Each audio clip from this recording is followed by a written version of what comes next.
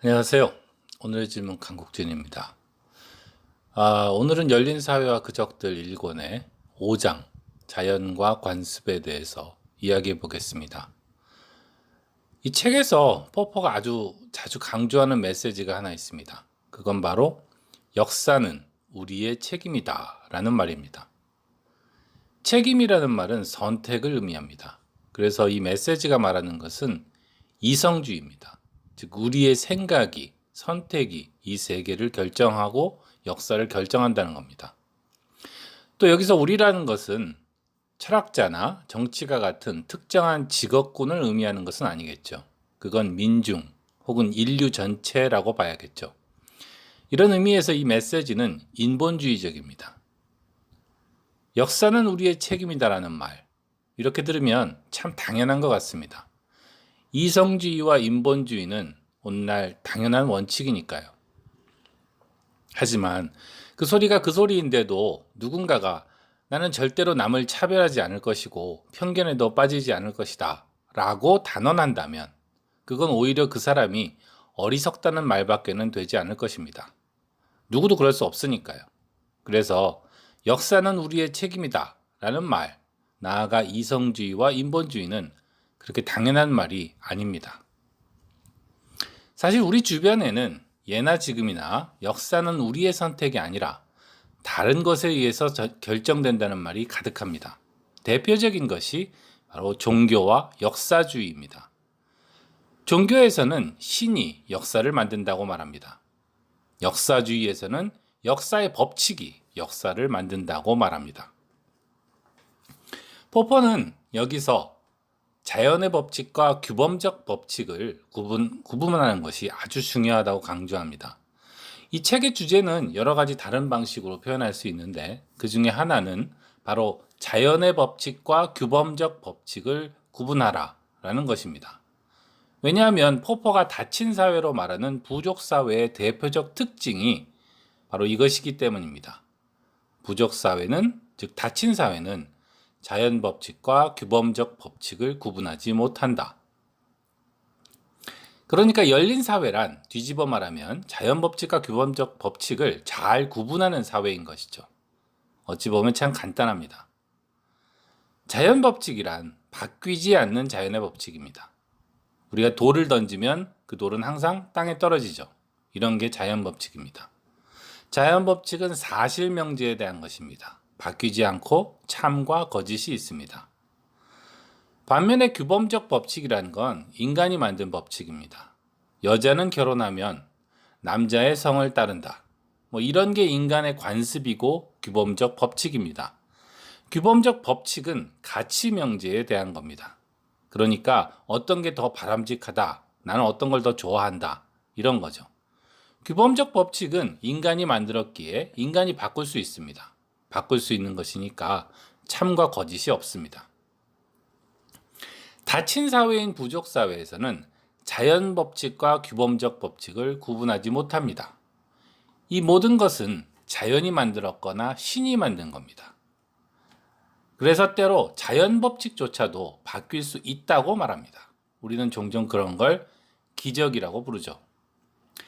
닫힌 사회의 사람들처럼 관습이나 법률을 자연 법칙처럼 바뀔 수 없는 것으로 인식할 때 역사는 그 법칙에 의해서 결정될 것입니다.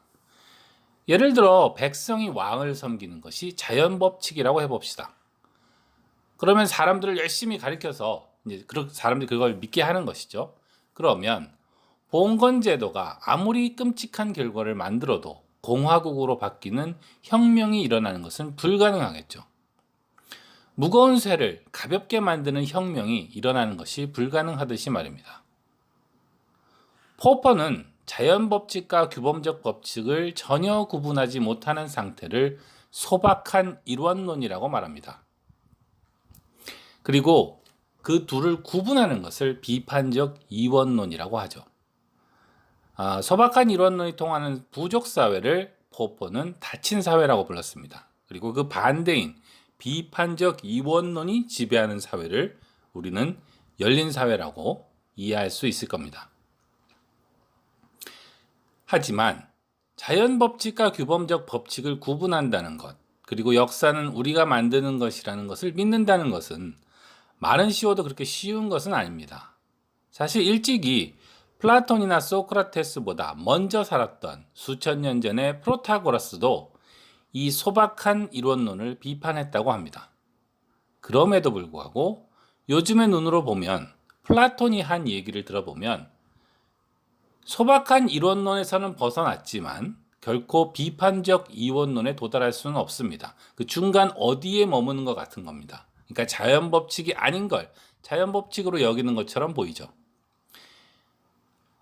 일반적으로 말해서 비판적 이원론이 어떤가를 좀 더 말하기 전에 그럼 플라톤이 생각한 법칙들이라는 게 어떤 건지 조금 알아봅시다. 플라톤은 인간은 불완전하기 때문에 사회를 만들어서 서로 의존하면서 살 수밖에 없다고 생각했습니다. 지금도 사회계약설이니 하는 게 있는데 그게 이거죠. 인간의 영혼은 그러니까 플라톤이 말한 이데아의 세계에 있는 인간의 영혼은 완전합니다. 하지만 현실의 인간은 그렇지 못했죠. 현실의 인간은 불완전하기 때문에 국가를 만들어야 살 수가 있다는 것이죠. 그러니까 플라톤은 국가의 기원을 이렇게 현실에 존재하는 인간의 불완전성에서 찾습니다. 그리고 그 불완전한 인간은 국가라는 집단을 만듦으로써 완전해지려고 한다는 겁니다. 그러니까 국가는 완전한 인간 영혼에 대한 표현이 됩니다. 예를 들어서 국가는 수호자, 전사, 그리고 노동자를 가지게 되는데 이들은 모두 각각 인간의 이성, 인간의 기계, 그리고 인간의 동물적 본능을 담당하고 표현하는 역할을 하고 있다고 할 수 있습니다. 국가는 인간의 영혼의 표현인 겁니다. 여기서 불완전한 개인은 완전한 국가를 위해 존재하는 부품에 불과합니다. 어차피 사라져 없어질 것이 개개인 인간이기 때문이죠. 그런데 플라톤은 한 가지 어려운 질문에 부딪힙니다.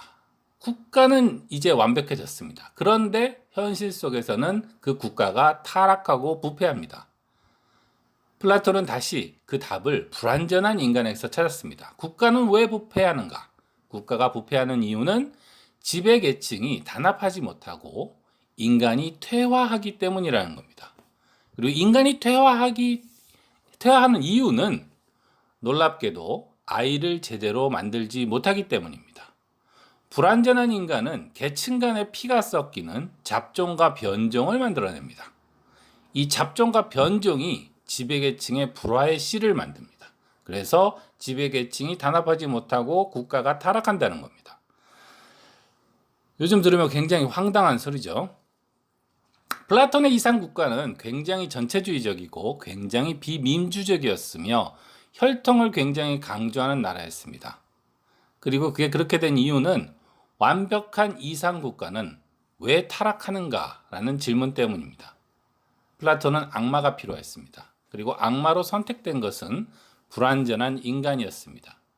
그렇게 해서 플라톤의 역사 이론은 불완전한 인간이 잡종과 변종을 만들어낸 끝에 퇴화해가는 생물학적 이론이 됩니다. 즉 국가의 부패 과정은 인간의 퇴화 과정이라는 거죠. 이게 플라톤의 역사관이었습니다.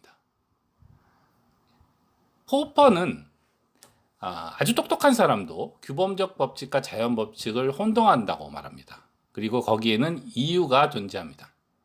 물론 첫 번째 이유는 아주 간단하고 당연한 겁니다. 규범적 법칙을 자연적 법칙과 구분하기가 본래 쉽지 않기 때문입니다. 그래서 사실은 세상에 그런 법칙이 존재하지 않는데도 우리는 거기에 그런 자연 법칙이 존재한다고 생각하고 그런 법칙을 만드는 것이죠. 그런데 포퍼가 진짜 강조하고 싶은 두 번째 이유가 있습니다. 사실 모든 사람들이 같이 착각에 빠지지는 않습니다. 그래서 우리는 서로에게 그게 그런 게 아니라고 지적해 줄 수도 있습니다. 그런데도 근거 없는 관행과 규범은 비교적 잘 유지됩니다. 그 이유는 사람들이 윤리적 결단에 대한 책임이 우리에게 있다는 것을 인정하기를 두려워하기 때문입니다. 즉 알면서도 외면한다는 겁니다. 왜냐하면 윤리적 결단에 대한 책임을 지기 싫어서요. 그러니까 그 대신에 법칙을 찾으면 우리는 세상 일에 대해서 스스로를 탓하는 것이 아니라 그 법칙을 탓할 수 있게 되는 겁니다. 다르게 살 수 있다는 것을 알고 있으면서 현실과 맞지 않는 법규가 잘못을 만들고 있다는 것도 알고 있으면서 그 잘못에 대한 책임을 지고 싶지 않은 겁니다. 사람들은 그럴 때 세상에는 어떤 역사적, 사회적 법칙이 존재하며 그건 자연 법칙과 같이 고칠 수 없는 것이고 따라서 지금과 다르게 사는 것은 불가능하다. 이런 세상에 존재하는 잘못에 대한 책임은 나에게 있지 않다. 라고 말하고 싶은 겁니다. 그래서 사람들은 여러 가지 법칙을 우연히, 고의로 발견합니다. 사람들이 경험과 자료로부터 여러 가지 법칙을 유추하는데 잘못된 법칙 유추의 한 예는 이런 겁니다. 우리가 세상을 둘러봅니다. 세상을 둘러봤더니 우리가 알게 되는 것은 길에 지갑이 떨어져 있으면 누구나 그 지갑을 들고 가서 그냥 자기가 가지더라는 것을 알게 되었습니다. 그러니까 경험과 자료로부터 우리는 이런 걸 알게 된 거죠.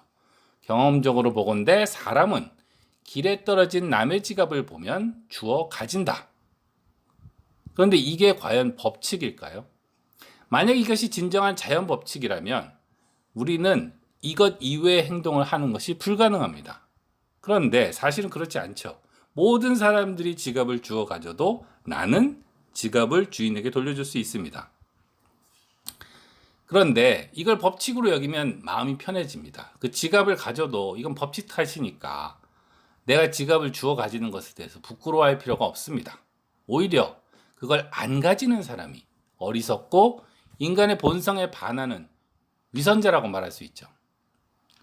하지만 여전히 그래도 인간은 다르게 선택할 수 있습니다. 남들이 다 지갑을 주워 가지는 것 같아도 나는 안 가질 수도 있죠. 그리고 어쩌면 그런 나의 작은 선택이 세상을 바꿀지도 모릅니다. 그래서 역사가 바뀔 수도 있는 것이죠. 우리가 역사적 자료에서, 사회적 자료에서 법칙을 찾아내고 그것을 믿는 것에는 이런 위험성이 있습니다. 인간은 오랫동안 짐승처럼 살았을지도 모릅니다. 하지만 인간은 짐승처럼 살기를 관뒀기 때문에 지금 우리가 인간이라고 부르는 존재처럼 삽니다. 만약에 우리가 과거만 봤다면 인간은 짐승이니 여태까지 짐승이니 앞으로도 짐승일 것이야 하고 살겠죠. 이렇게 인간은 역사를 반복하면서 살기보다는 과거의 인간을 초월하면서 살아왔습니다. 그러니까 역사적 자료에서 법칙을 뽑아내는 것은 결국 우리를 과거에 머물게 하는 일이 될 수 있는 것입니다. 주변을 돌아보고 거기서 법칙을 찾는 것도 우리를 그저 주변 사람과 똑같은 사람으로 만드는 것에 머물게 하는 일이 될 수 있는 거죠. 세상에는 양육강식의 법칙만이 있어. 경험적으로는 사실일 수 있지만 이건 물론 자연 법칙은 아닌 것이죠. 물리학자 어윈 슈레딩거는 인간의 본질은 자기를 부정하고 진화하는 데 있다라고 1925년에 쓴 길을 찾아서라는 에세이에서 말하고 있습니다. 이런 의미에서는 역사주의는 가장 비인간적이고 가장 반이성적인 일이 됩니다. 왜냐하면 그것은 인간이 스스로 역사를 만들어가는 것이 아니라 역사의 법칙, 과거의 노예라고 말하고 있기 때문입니다. 오늘 여기까지 하겠습니다. 여기까지 들어주신 분들 감사합니다. 오늘의 질문 강국진이었습니다. 안녕히 계세요.